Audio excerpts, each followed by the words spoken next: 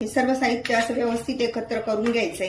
दही भात हा पचायला सोपा असतो, थंडगार आणि पचनास हलका असा हा दही भात उन्हाळ्यामध्ये खाल्ला जातो।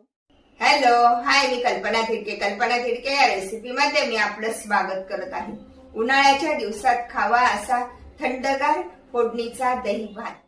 मसाला आणि खायला चविष्ट असा हा इंद्रायणी तांदूळ आहे। 1 वाटी हे 1 वाटी तांदूळ स्वच्छ धुवून घेऊया।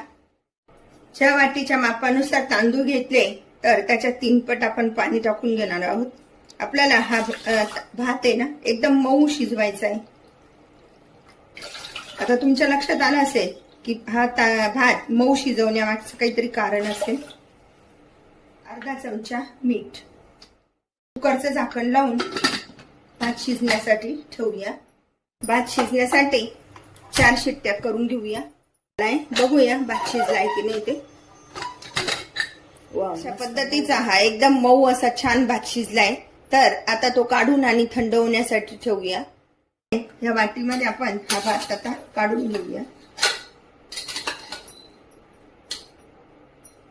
आणि थंड होऊ देऊया। हा आपल्याला जेवढा लागेल तेवढा आपण भात घ्यायचा आहे, म्हणजे आपण खाऊ शकेल इतका भात घ्यायचा आहे। त्यानंतर त्यामध्ये हे अर्धी वाटी दूध टाकून घ्यायचे। सर्व साहित्य व्यवस्थित एकत्र करायचं। भात बघा किती मऊ शिजवलाय ना। यासाठी कोणत्याही प्रकारचा तांदूळ चालतो। त्यानंतर 1 वाटी दही घेतलेले, फ्रेश दही घेतलेले आहे। हे व्यवस्थित असं फेटून घ्यायचं।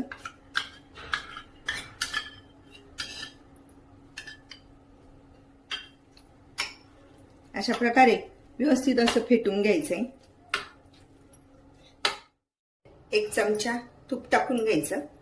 पाव चमचा मोहरी, जिरे, बारीक चिरून घेतलेल्या मिरच्या, काजूचे तुकडे,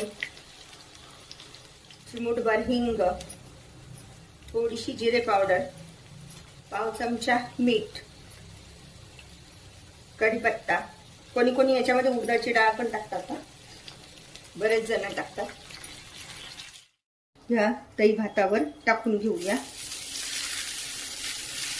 अतिशय पौष्टिक असा हा पदार्थ आहे।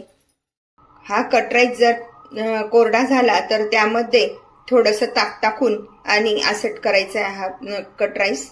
अशा प्रकारचा हा कट राईस बरेच जण फ्रीज मध्ये ठेवून पण खातात। कट राईस खाण्यासाठी तयार।